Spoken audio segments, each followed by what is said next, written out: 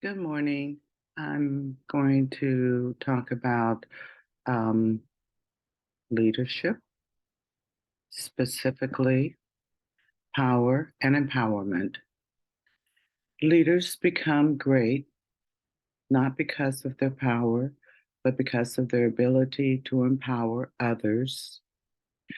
John Maxwell, and again, another great leader uh, in leadership, and another one that we have in leadership classes we have um, been required to read.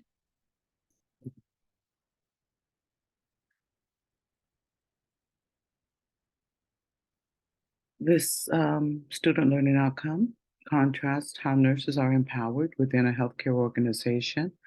We've looked at the organizational chart um, earlier this semester.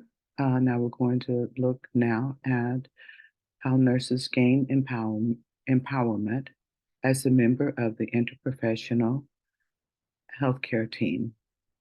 From Maya Angelou, um, you may not control all the events that happen to you, but you can decide not to be reduced by them. Okay. The American Nursing Association says to be engaged, take action on the rnaction.org site.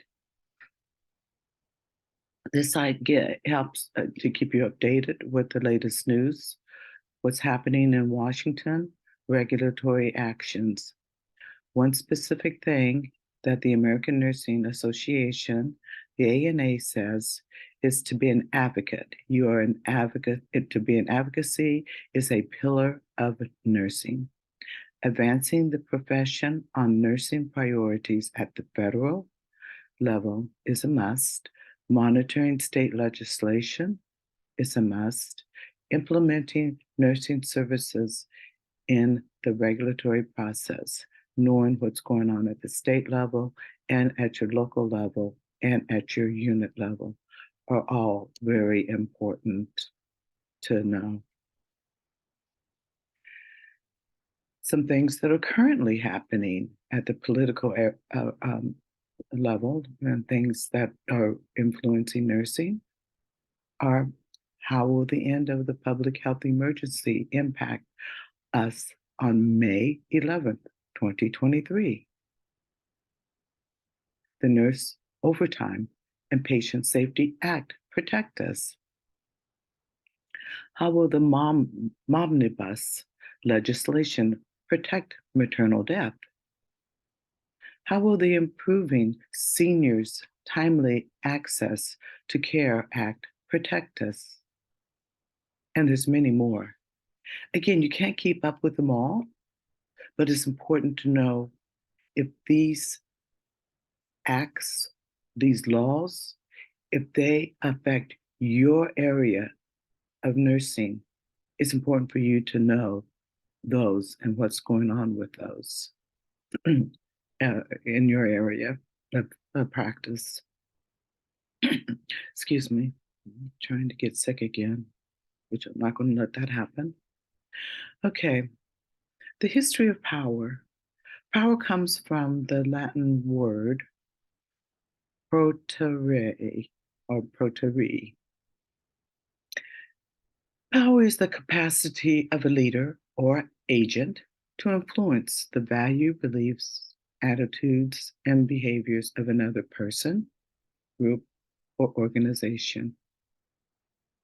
You want the goal is to change the behavior is less difficult than changing an attitude, and attitudes are less difficult to change than either beliefs or values. We're going to look at Herbert C. Kellman. He is he's from, let me put it like that, the Richard Clark Cabot Professor of Social Ethics Emeritus at Harvard. This gentleman Was born in Vienna in 1927. Kalman's family fled the Nazis, first to Belgium and then to the United States. In the 40s, influenced by childhood experiences, he became involved in civil rights movements and interested in how psychology could contribute to peace and justice.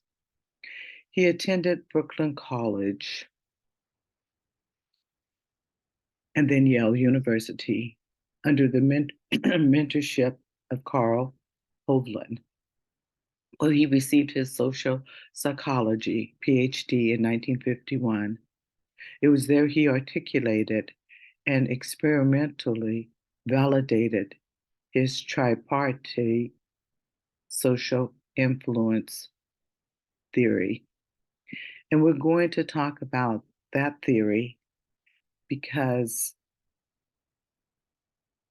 it's a different way of looking at how people are using power and how power influences others. Okay, so let's take a look at his theory. Kalman's theory in 1958 describes three levels of depth of social influence. He, and of course, people have modified it since, but his depth of social influence, he looked at three areas or three types of areas: compliance, internalization, and identification. Any of these three could be the outcome when a group puts pressure on an individual. Either you, as a person, is separate from a group or completely unified with a group. Then he further looked at the social influence that comprises. Either there's a major influence or a minor influence. A major influence is how a larger group influences an individual or a smaller group. And that's more like the hospital organization when we looked at the org chart and we looked at the CEO. That's the larger group that's influencing the unit structure. In psychology, most investigation into social influence deals with major influences as psychology focuses on the individual. So how does the CEO trickle down to the impact of the unit? Okay, but there's also the minor influence. It's when an individual or smaller group influences a larger group. And then, although this has been studied in psychology, this type of large scale social change is more the dominance of sociology. So, within a unit, you can have a group of people that band together and can make that unit efficient. How can I say it? Efficient, or they can make that unit dysfunctional.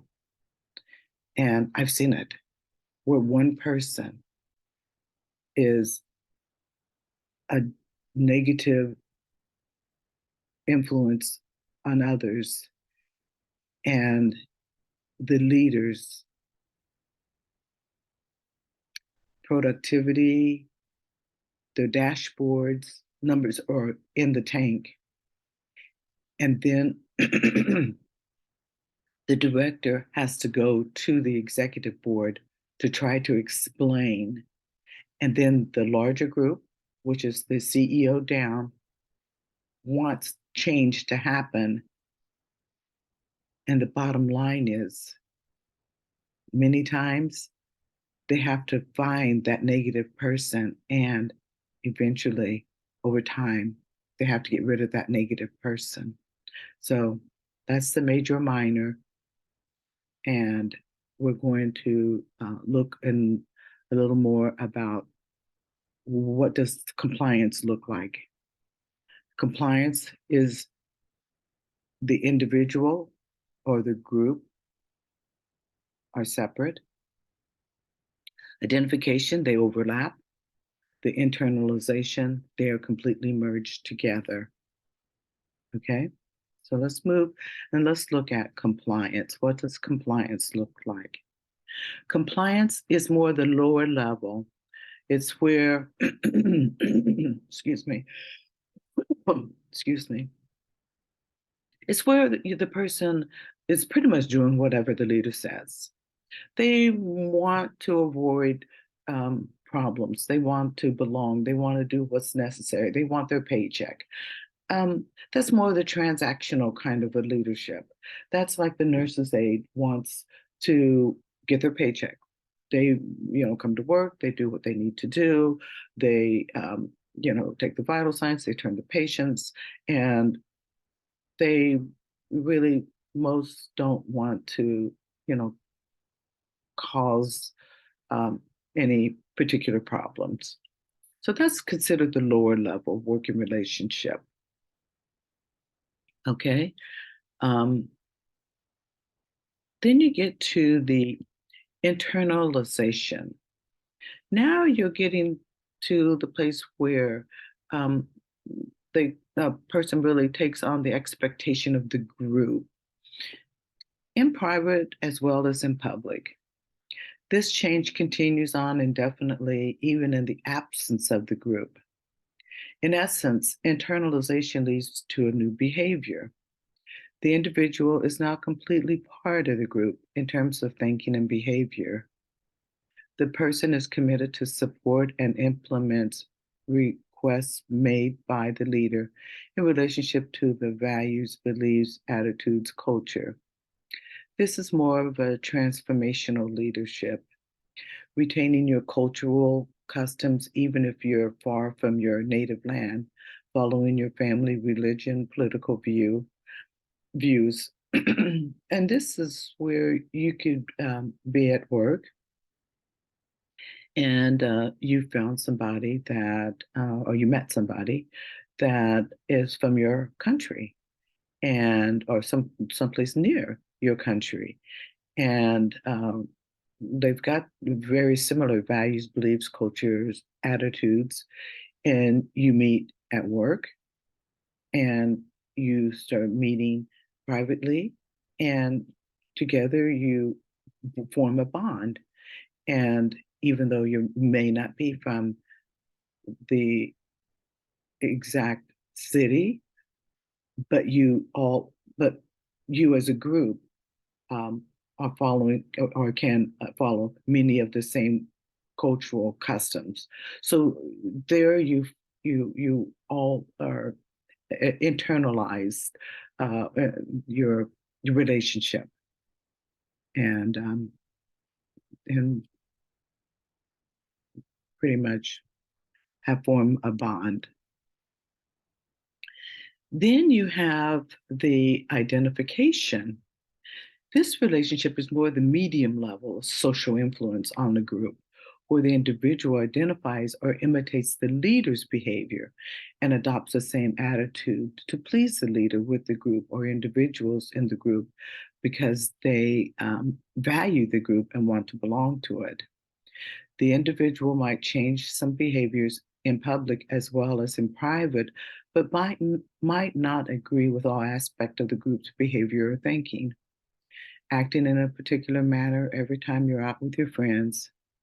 This is an example of the social learning theory in action and is closely linked to role modeling.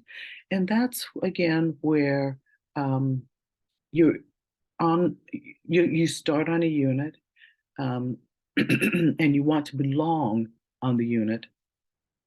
And because you want to fit in, you start role modeling. You start taking on some of the group's behavior, but maybe you may not agree with some of the things the unit are doing.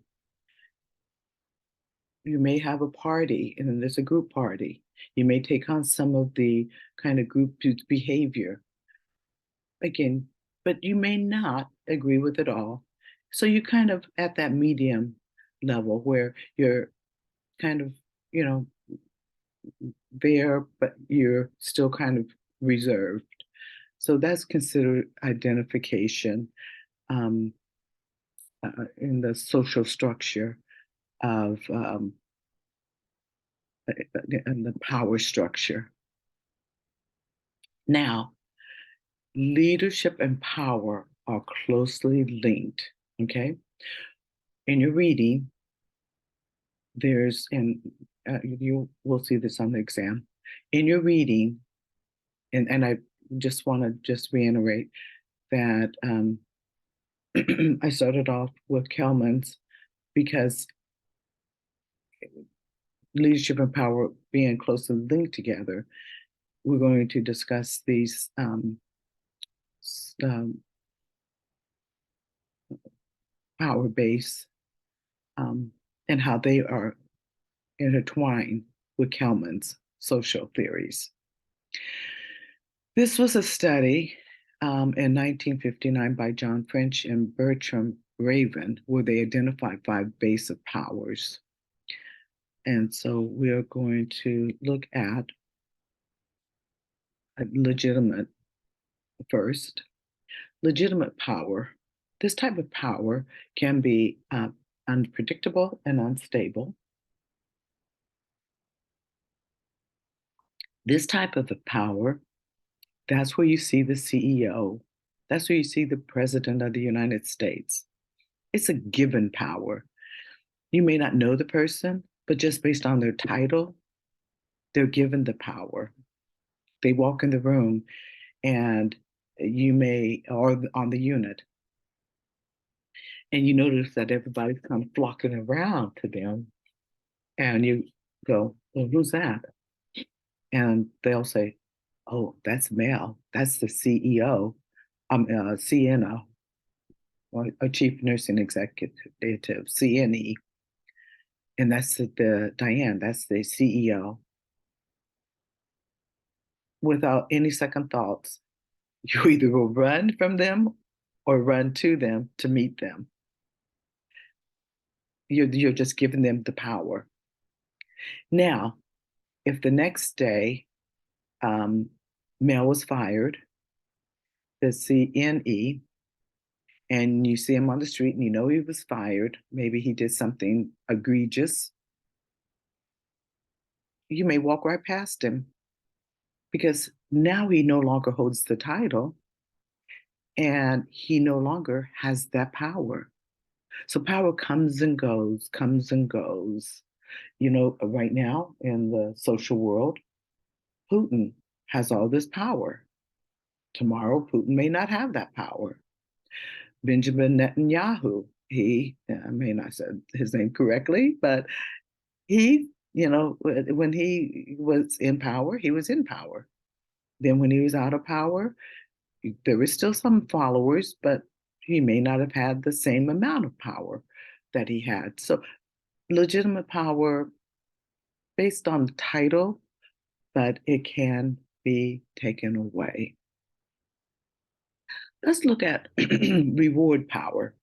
Reward is something that happens when you've been working as a CN1 and you want that promotion. You've done a good job. You've worked really hard. You want the CN2 position. And it's based upon raises or promotions. And you want that raise. Um, so you get that CN2 position. And then a CN3 position opens up. There's a high probability that it'll happen again, that you'll get that CN3 position. But with this reward, the problem is that this power base is that you may not have as much control over the amount of the reward that you may get. So with that being said, you got the CN2 position. Now you think you can get the CN3 position, but not necessarily. You may not get that CN3 position. Just like if you had the CN 3 position, and you would be in the charge nurse, and a supervisor position opens up, and you feel like you should get that supervisor position. Not guaranteed. Just like a supervisor feels that they should get a manager position. Not guaranteed. But with this position, you may not get that position or that promotion. You don't have that power, but you have that power to say, if I can't get it at this hospital, then I will take my power and apply for this position in another hospital and get the position that I'm looking for. So then you reward yourself by going outside or going to another unit. So you can take another position internally or externally and then get rewarded in another way. So that's reward. So let's look at expert. Expert pretty much speaks for itself. It says that you are an expert now. Power is given, and people will listen to you just based on your knowledge and your skills. That enables you to understand a situation, suggest solutions, use a solid judgment, and generally outperforms others. You can take confidence, you're decisive, you got a reputation of rational thinking, and it expands beyond the average person. The novice nurse goes into the unit. Um, the student nurse is coming in and doesn't have the same knowledge as the faculty. The novice nurse doesn't have the same knowledge as the experienced nurse. So you want to take on that knowledge, but it takes time. So part of what we're, learned about, um, you're looking at your unit that you want to go into. Well, you don't know all the knowledge about that unit, but one thing you can look at is joining that professional organization. Okay, then looking at getting that certification. Hmm? So you just take baby steps that improves your knowledge, skills, attitude, understanding. Because if you got the knowledge, you're building that. If you got the skills, you're building that. And you have to have emotional intelligence. Right now, when you don't have the emotional intelligence, you're moody, you're um, you're fluctuate with, today you're happy, tomorrow you're sad, or I don't want to talk to you, and all over the place. Emotional intelligence has to mirror your knowledge and your skills. And as you go from a novice nurse to experienced nurse and up the ladder, all of that starts falling into place. Now, are all nurses as knowledgeable as, all nurses skilled, or all nurses, have emotional intelligence? No, but that's okay. That's okay, because some nurses just choose to get a paycheck and that's it. That's all they want. So hopefully you won't fall into that category. Let's look at coercive. Coercive um, doesn't really happen in the um, well, I can't say that. I'd like to say it doesn't, but it does. The coercive is a source of power that can be very problematic. Um, and I have to say that I just heard it the other night at work. A nurse had to call the doctor, and she took a deep breath and just shook her head. And I turned to the supervisor and I said, "What's that all about?" And she said, every time she calls that doctor, he yells at her. And my first instinct was to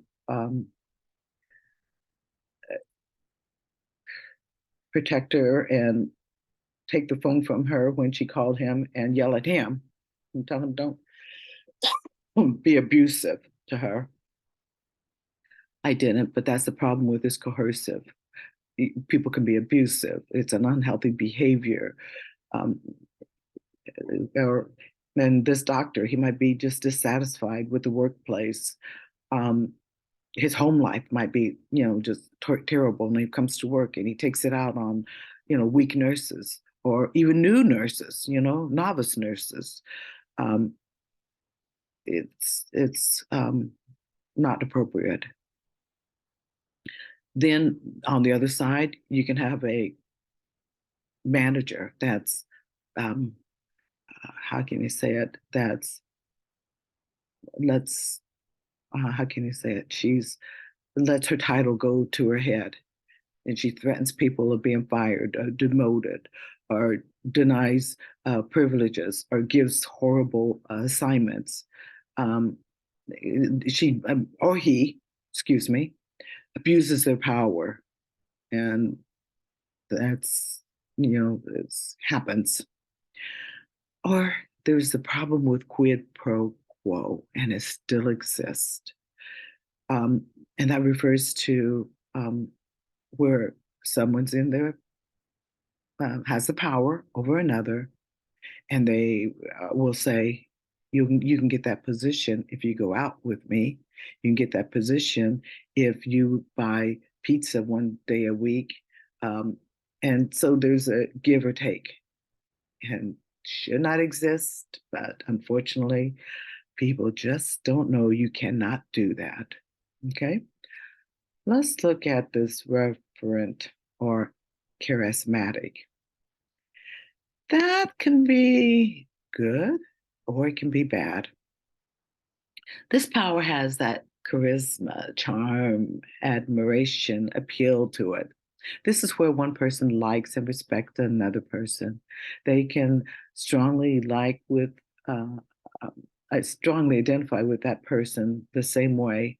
This power can be abused and taken advantage of easily because they do not need to do anything since people trust you, like you, but you lack integrity and honesty, and people can get hurt, alienated, and these people can gain personal advantage over a person. Um, this is the leader that um, befriends another nurse. She's excuse me, charming. They're just really great with these couple of nurses. They're just great, and then they just kind of turn, and then they're out to get information on other nurses, and so all of a sudden these lovely nurses that just admires this director, these other nurses are like spies. They're telling everything that happens on the unit to that director. Then that director, that charming, lovely director, turns around and uses that information against other nurses on the unit. And it just sets up distrust on the unit. So sometimes they can um, abuse their charms, and it can cause the unit to become dysfunctional. So now let's take a look at French and Raven's power taxonomy and Kelman and powers and influence outcome. So you have reward over on the left, and then you have Kelman on the right. So you have compliance, it's the lowest level. You do what you're told. You don't really, you know, you just want your paycheck.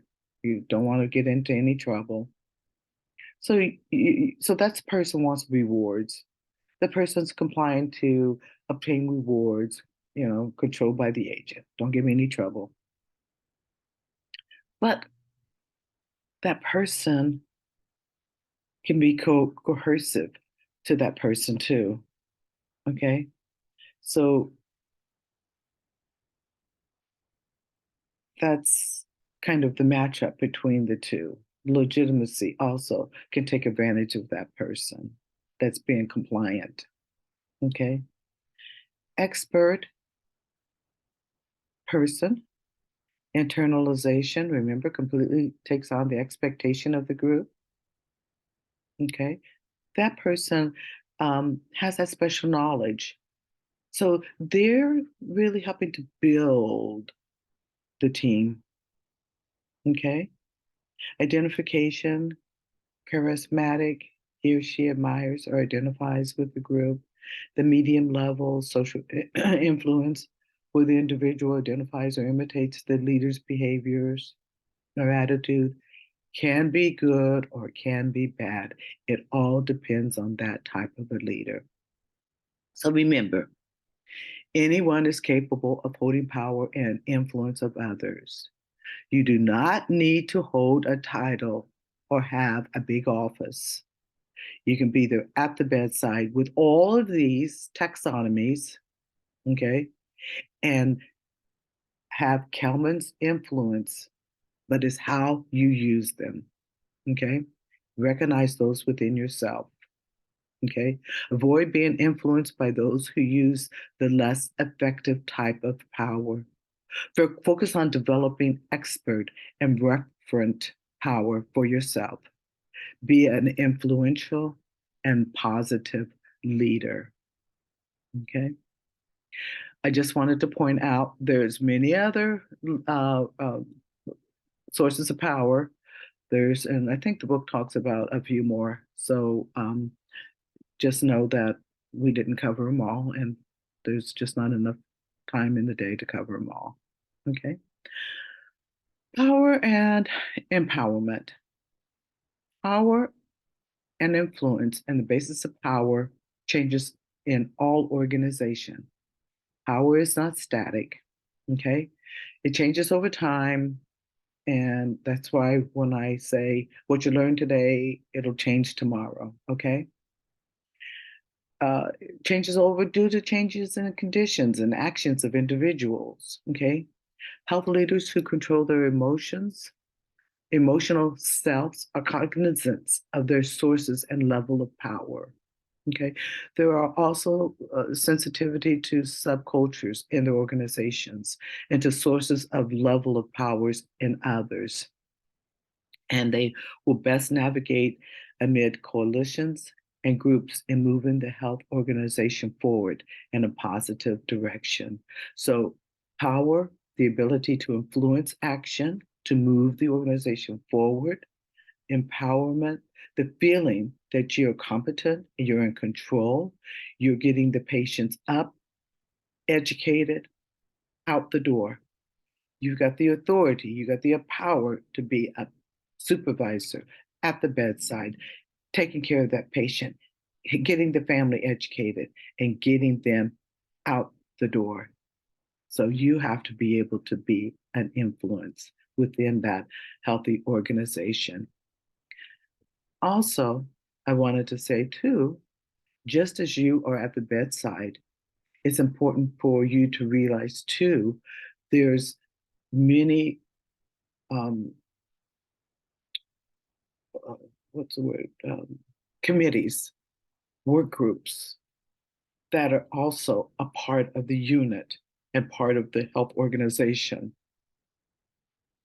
We need you at the table. We need you to be able to have the power to be on those committees, to be on those work groups. We need nurses at those tables because nurses can profoundly have impact on issues impacting the nursing profession. We can have our say for patient safety, patient satisfaction, patient care, even bullying practices in the workplace.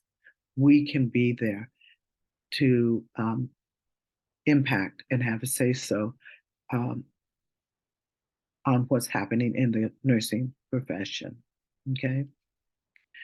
Um, with empowerment, to have autonomy, to have a more active role.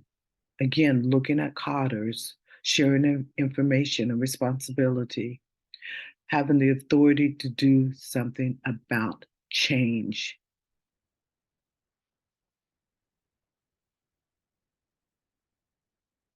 Okay. Again, looking at empowerment from a different perspective, kind of looking at it as power in and energy and enthusiasm out. Using coercive or reward power negatively will drain one's energy and enthusiasm. Okay. So if you're being coercive, you don't like that. If you don't get that position, you may be negative to everyone because you didn't get that supervisor position. Drains your energy and enthusiasm. You didn't get that grade. You drain the faculty's energy. You drain enthusiasm because you're looking at the grade versus what you're learning. That's my 2 cents. Self-empowerment. You can radiate positive to self and other, to your patients, your family, your peers, internal and external clients. Okay? You have to find within yourself the ability to keep your energy and your enthusiasm and radiate positive energy. Again, we're moving into the future of nursing 2020, 2030, 2023, 20, 10 years later. I can't add right now. 20, what is it, 2023, 21, 23, 22, 23, every 10 years. We just kind of keep moving forward. As the future of nursing says, first of all, as a BSN student, you have more knowledge, theory knowledge, excuse me. And you can use your expert power to motivate opportunities for seamless transition to a higher degree program, to move into your MSN program. That's why keep encouraging you. Write your paper for tomorrow. It is not for today. Look ahead for a concern that's going to have an impact for years. That you'll will it will be your dissertation when you work on your PhD. Okay. Continue to reach, according to the future of nursing, your higher degree. In the same breath, you want to bring your ADN nurses up to obtain their BSN program. This is a comparison, crosswalk between an ADN skill set versus a BSN skill set. Take a look at it. Understand when you're working with an ADN versus a BSN, and encourage them to take that next step and continue their education. This is you. The last 2 years, you came in as a layperson. 2 years ago, you were a layperson. You put on a white coat. You learned skills. You started taking on knowledge. You read books. You started becoming that nurse. You started identifying your role, your future. It's going into the past now. Okay. Gene Watson is a theorist, and I understand the school doesn't teach theorists. My days, we had to learn many of the nurse theorists. Um, hmm, that might be an exercise I might do since I just found out that they don't teach the theorist, but there's many nurse theorists. She's still in practice. She was at a conference I went to last year. Um, she's in the Midwest. You can look her up on the website. She's got a website of Science, Watson Caring Science Institute. But I like what she said. Uh, uh, uh, excerpt. I extrapolated this, excuse me, from her website. We are in tumultuous times in our world. Yes, we are. Call for invite requires a new, old unitary worldview, an evolving consciousness about converging ideals, nursing, health, well being, healthcare, illness, life, death, the sacred circle of life in all our relationships, self, other, Mother Earth, universe. Okay? And as we move forward, start with self sutras by embracing stillness, silence, trust solitude, nurture spirit, nurture simplicity, surrender service, and just figure out how to surrender because you don't know everything. None of us know everything. We are a work in progress. Hmm? Because this is your future, somebody's future, be it in the ICU, in the OR, be it juggling your days on the med-surg floor. It's going to be a challenge because you're transitioning from your days as a student nurse, sterile in a white uh, coat, to a very complex world.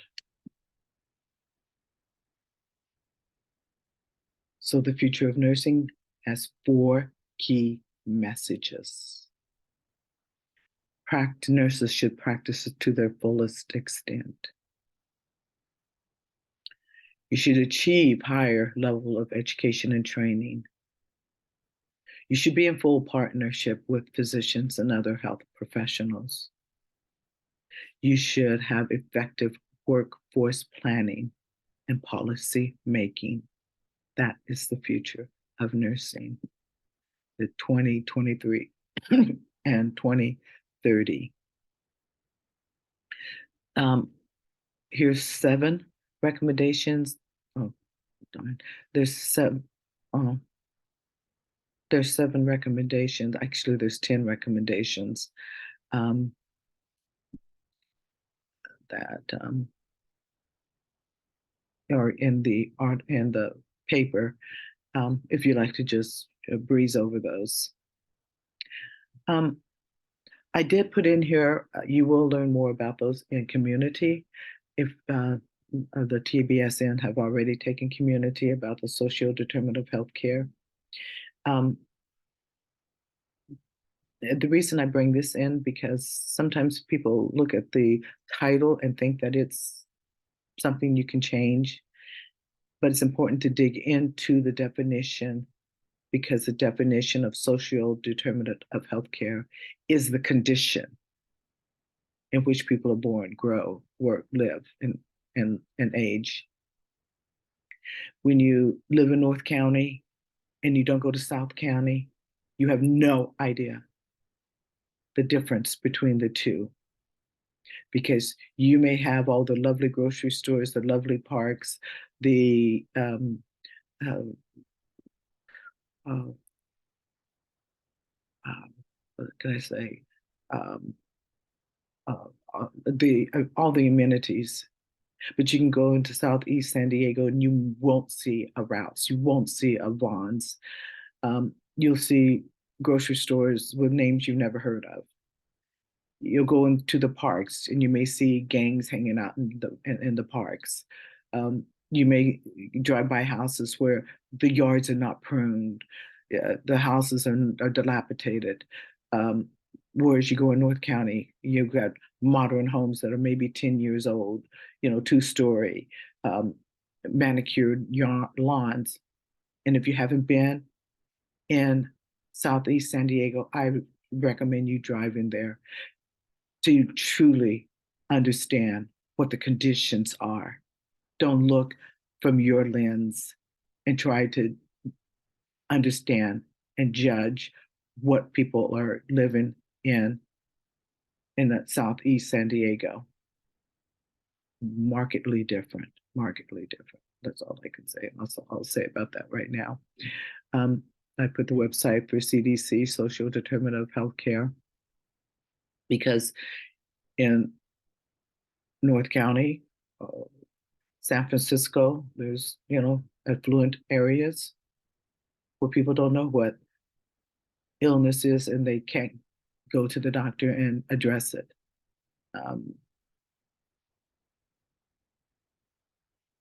Or people that are underserved because there's not a healthcare um, facility in their community.